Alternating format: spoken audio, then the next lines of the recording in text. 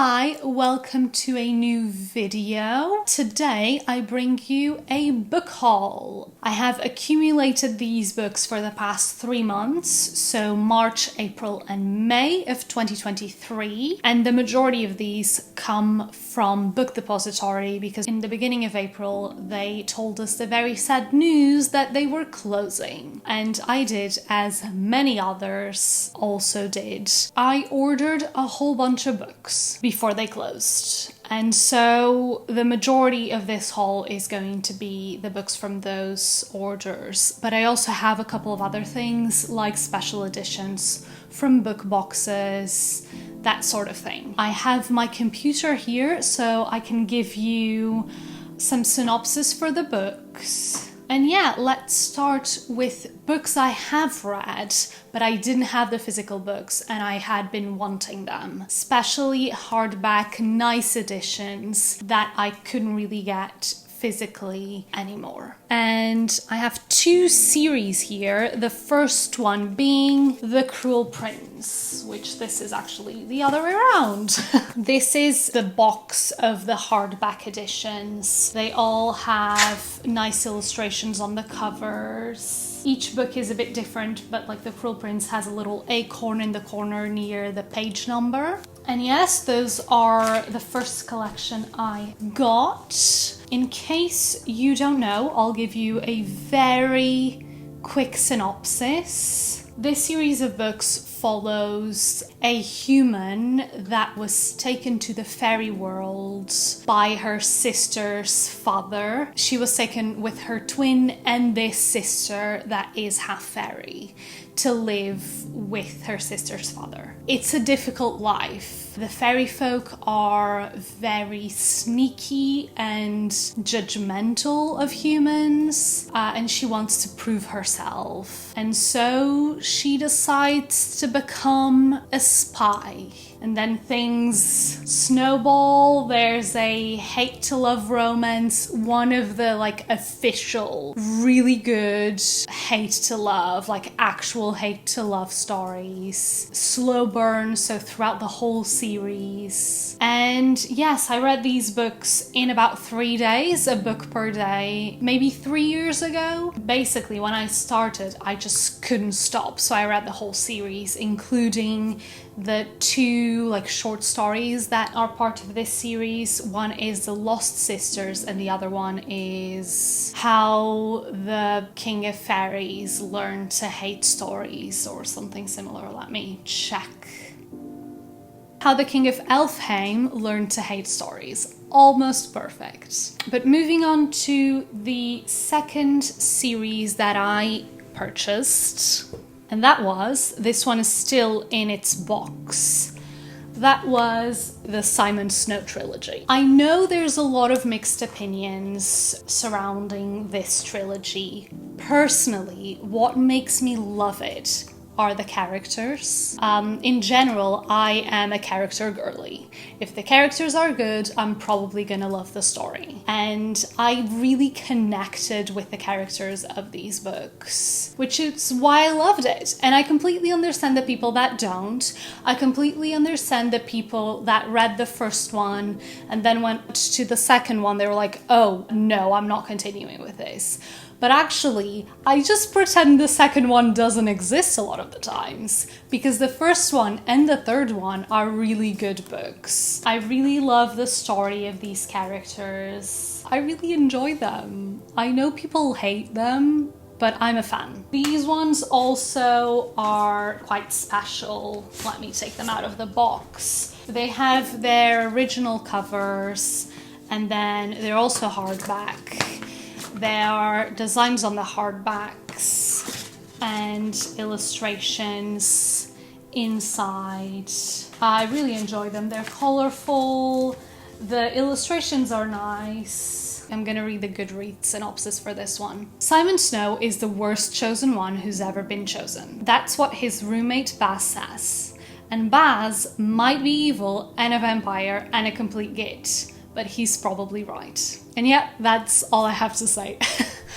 It is a chosen one story based on Harry Potter, but with some twists. I've always had the best time reading and rereading these stories. Next one, continuing with the Book Depository order, not collections, but different books by the same authors that I got from them. Okay, so the first author that I got some books from was T Lukens. This author has 3 books out that have the kind of same cozy fantasy vibe. The first one published is In Deeper Waters, which follows a prince that is supposed to go on their tour around the world and I think get kidnapped, and there's a gay romance in it. The second one, which I have already read, is So This Is Ever After. Again, a cozy fantasy romance story between these 2 guys. It reminds me of Carry On. There's a chosen one that has completed its task, but things are a bit messy and much more real life than a lot of the chosen one stories out there. And he has become king, but he has no idea what he's doing, so he's kind of going through it. It was quite fun. I really enjoyed it, but it's not one of my favorites. I think I gave it 3.75 stars, so basically a 4-star read. And the third one I got of this author is a new release that came out in April, I'm pretty sure, or end of March, and that is Spellbound. This one, I think it's more urban fantasy, following a guy that doesn't have magic, but starts working as an apprentice for someone that does. But maybe that person isn't very moral, I'm not sure about that. I do know that something happens to them, and then this other character, which is the apprentice of another magician, they kind of team up to help their masters or whatever. And obviously there's also a romance between them. Next up, we have the books by. One of these I already had. I bought the other 2 to kind of complete the set because they all look the same. But those are the Silvia Moreno Garcia books. These 3, they all have the same graphic design and similar illustration style. I'm really excited to read the beautiful ones because it's a historical fiction romance with a little bit of magic. I think she's maybe a telepath or something, and she kind of falls in love with her kind of teacher, not really teacher, but he is in love with her cousin-in-law, I think. And so there's a bit of drama going on there, and supposedly also a little bit cozy fantasy. So I'm really looking forward to reading this spring. We then have Mexican Gothic, which I'll try and read in autumn. I'm gonna read the back. This one says, "He is trying to poison me. You must come for me, Noemi. You have to save me." And so the main character goes to investigate and gets wrapped up into the whole mystery. I think this is more of a mystery, maybe almost thriller-esque story, which I'm gonna read obviously in autumn. And then the last one, this is the one I already had, and it's a special edition. The Daughter of Dr. Moreau is inspired by The Island of Dr. Moreau, which is a classic story, but it has to do with scientific experiments. This one is set in 19th century Mexico. It has those gothic, a bit magical vibes, so maybe a little bit of magical realism. Silvia Moreno Garcia does dabble in magical realism, which I really enjoy. So I'm excited to read this summer. So my plan is The Beautiful Ones, end of spring, this one in summer, and then the Mexican Gothic in autumn. Moving on. Now we have a couple of odds and ends that I purchased still in Book Depository, and the next one is Among the Beasts and Briars by Ashley Poston. This is a cozy fantasy story, I think. Okay, I'm gonna have to read the synopsis. It's a bit complicated, so let me read it. Ceres is safe in the kingdom of Alleria. Here there are no droughts, disease, or famine, and peace is everlasting. It has been this way for hundreds of years, since the first king made a bargain with the lady who ruled the forest that borders the kingdom. But as Alaria prospered, the woods grew dark, cursed, and forbidden. And the main character knows this all too well. She barely escaped as the woods killed her friends and her mother. Now, she carries a small bit of the curse, the magic, in her blood, a reminder of the day she lost everything. The most danger she faces now, as the gardener's daughter, is the annoying fox who stalks the royal gardens and won't leave her alone. As the new queen is crowned, however, things long hidden in the woods descend on the kingdom itself. Ceres is forced on the run, her only companions the small fox from the garden, a strange and powerful bear, and the magic in her veins. It's up to her to find the legendary Lady of the Wilds and beg for a way to save her home. But the road is darker and more dangerous than she knows, and as secrets from the past are uncovered amid the teeth and roots of the forest, it's going to take everything she has to survive. So basically, it's a very straightforward fantasy synopsis. It sounds interesting. I've heard that the fox, just in case you're kind of weird about that, I've heard that the weird fox that's following her around is actually a person and there's a romance between them. So if you're weirded out about a pet becoming a lover, then please don't read this story. I hope it doesn't weird me out. And yeah, excited to read this. Also a kind of cozy cottagecore vibes story. Hopefully not too dark. Then we have a book that I've read about 10 years ago, which I don't really have a copy in English, and I've been wanting to get a hardback edition, but because it came out more than 10 years ago, it's very difficult to find. And I'm so happy I found one in Book Depository before it closed. And that is The Night Circus, Erin Morgenstern. So I read this around the time it came out, and I really, really loved it. It was one of the first adult books that I read ever. And I just wanted a nice edition because it holds a special place in my heart, really. And I had been looking for this edition, which is basically all black, but it has these silver inlays, and the way it's written on the side is very nice. And I'm so happy I got it, and it's in perfect new condition. Like, there is nothing whatsoever wrong with this. It even has a few designed pages inside. I'm so excited to reread this book in this edition. But in case you don't know, this follows a magical circus that normally arrives mysteriously through the night in new places, and it's super magical and atmospheric and whimsical. And this follows two magicians that have been forced to compete since they were kids. And there's a romance, but there's also, you know, the rivalry between the two, the expectations of their teachers that are pitting them against each other. But yeah, it's mostly atmospheric and whimsical, and I'm very excited to reread it. Next, we have The Sister Who Ate Her Brothers by Another Gruesome Tales by Jen Campbell, illustrated by Adam de Souza. This was actually a Christmas present, but I hadn't shared it, and I'm so excited to get to this next autumn. And so I thought, you know what? I'm gonna add it, because why not? It's such a beautiful book. I hadn't really talked about it. I'm really excited to read it. And in case you don't know, Jen Campbell is actually a booktuber. I have 2 other books of hers, which I read years and years ago. Almost 10 years ago again. And this is her new illustrated kind of gruesome short stories inspired by fairy tales around the world.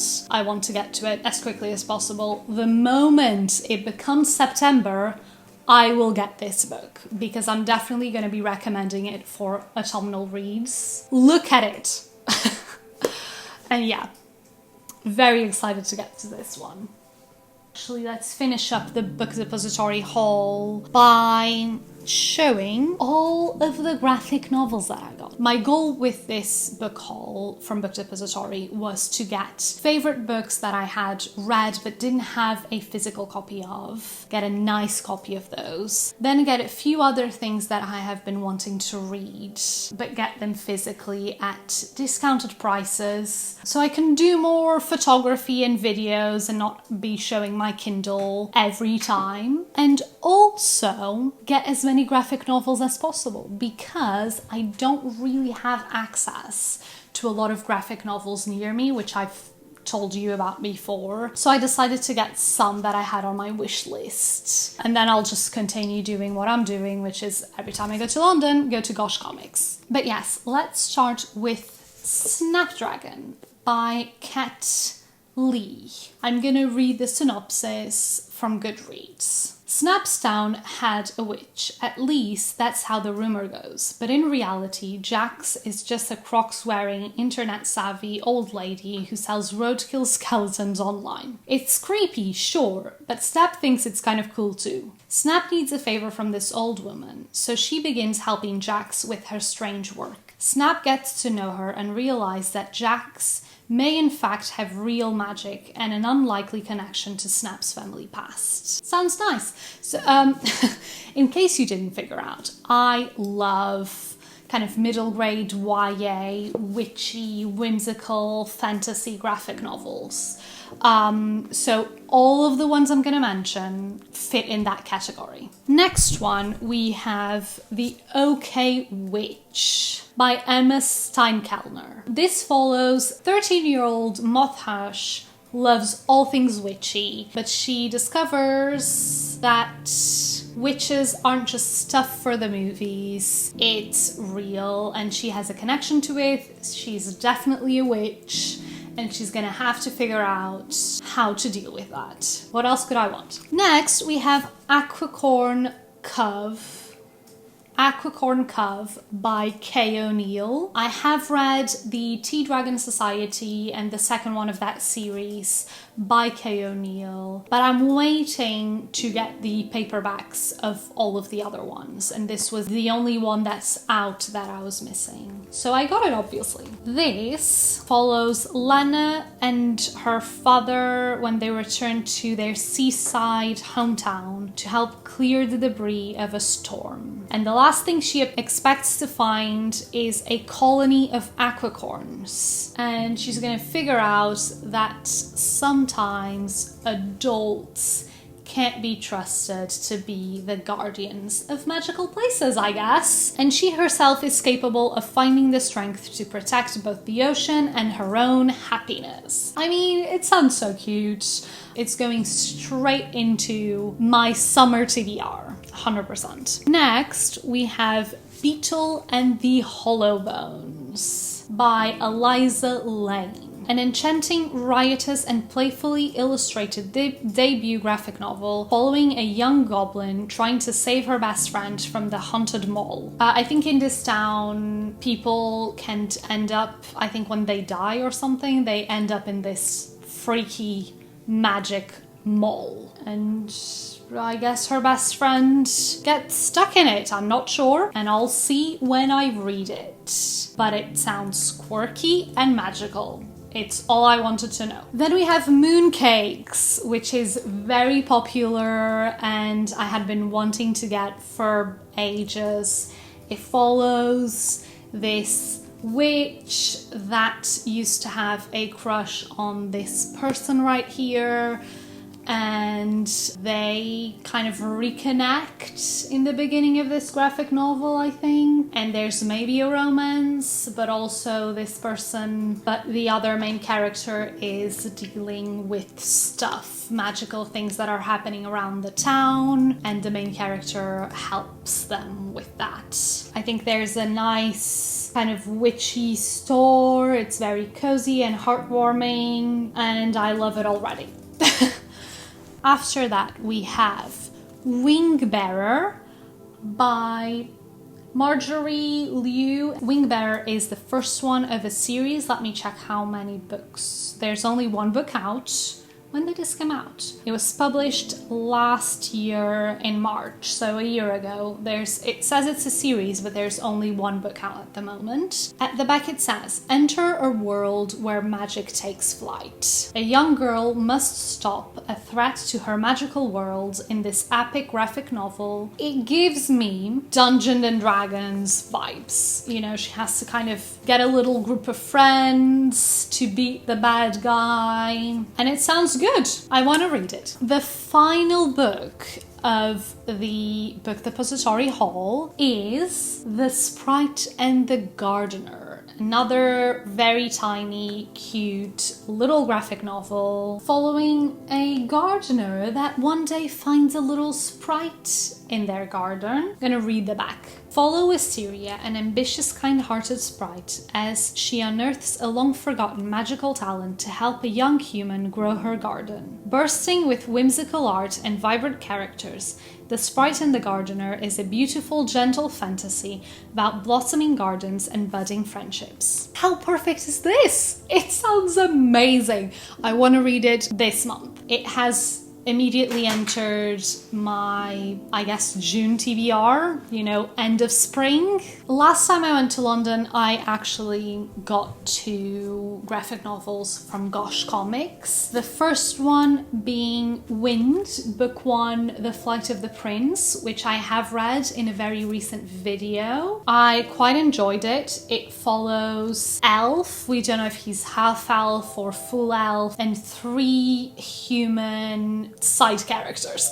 When they flee the city that's been kind of oppressed for who knows how long, and they go on a journey to save themselves and the kingdom. And this is just book 1. I read it, really enjoyed it, and want to get the second one in the near future. The other book I got at Gosh Comics was My Aunt is a Monster. This graphic novel is by Raimina Yi. This book follows a blind girl that her parents die, and so she moves in with her aunt, who she doesn't know is a monster. Her aunt is an explorer. She has gone all around the world exploring. She has kind of retired because she's a monster, and she was, I think, getting a lot of backlash for that. I was actually trying to say discrimination. And I think they go on their own adventures, basically. Safia thought that being blind meant her life would be free from real-world adventures.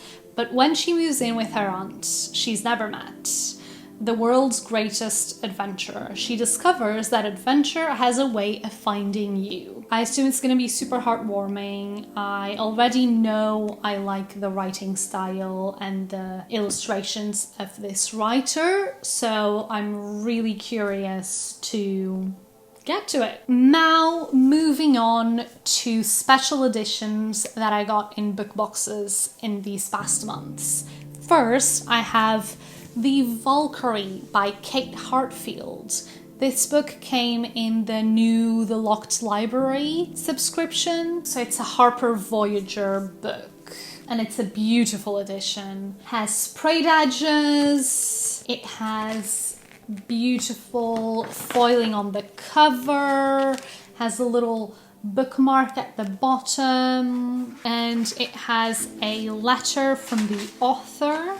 And yeah, I'm quite curious to get to it. Let me read you the synopsis. Okay, so there's 3 main characters, I think. A Valkyrie, a princess of Burgundy, and a warrior with a sword sharper than the moon. As the legends tell, some are destined to be lovers, some fated as enemies, but here on Midgard, legends can be lies. For not all heroes are heroic, nor all monsters monstrous, and a shield maiden may yet find that love is the greatest weapon of all. We then have The Book That Wouldn't Burn, and this is the Locked Library April book by Mark Lawrence, also from Harper Voyager. This is a very exciting new book that a lot of people, it's been hyped up, a lot of people are really excited to read this. I am a bit intimidated because of the size of this giant beast. I mean, let me tell you how many pages it has. Oh my god,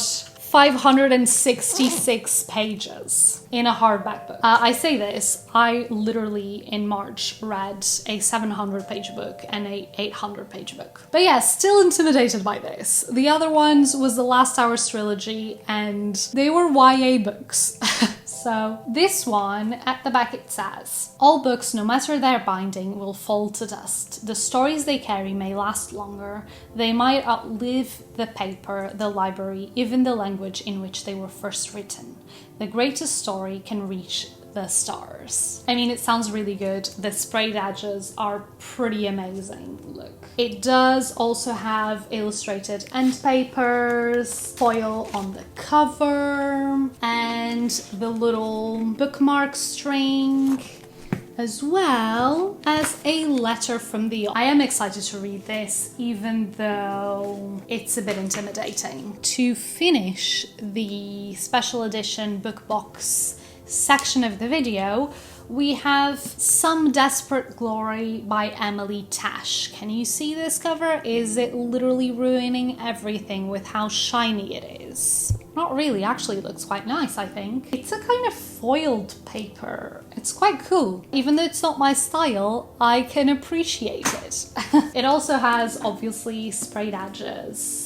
All the way around sprayed with the design, which is surprising. Illustrations on the end papers and foiling in the cover, and I'm pretty sure it's signed. Oh yes, they're sending me the book plate because they didn't send it in time. This is a science fiction book. It was sent by Illumicrate. While we live, the enemy shall fear us. We are what's left, we are what must survive. Some Desperate Glory is a thrillingly told science fiction tale about the wreckage of war, the family you find, and who you must become when every choice is stripped from you. This standalone space opera is the highly anticipated debut novel from astounding award winner and Crawford Award finalist Emily Tash. But yes, it's about a rebellion, basically. I mean, sounds pretty good. Nothing wrong with that. I want to dabble into science fiction, so I think that could be a good start. I think I have maybe 3 or 4 options. Moving on to the last 2 books of this haul, we have some non-fiction. First, this has been talked about in my last video. That is The Little Book of Hugam, The Danish Way to Live Well by Mike Viking. I've read this already, as you know, and I really enjoyed it. I mean, it's not the best book ever written, but it's informative, and that's exactly what I wanted. And it's actually quite cute. I like the illustrations inside and the graphs, but yeah, quite nice. The other one I got is Rewild Your Life, 52 Ways to Reconnect to Nature by Sarah Sterling. There are quite a lot of rewilding books out there at the moment. I just wanted one that had actual activities that I could just pick and choose from each season. It's divided by seasons, so I can do reading vlogs for you. So the idea is to pick a few every season and do a reading vlog, rewilding myself. And then next season the same thing until we finally finish this whole book. And yes, that is it for today. I really hope you enjoyed this video. I'm surrounded by books, even though you can't see any.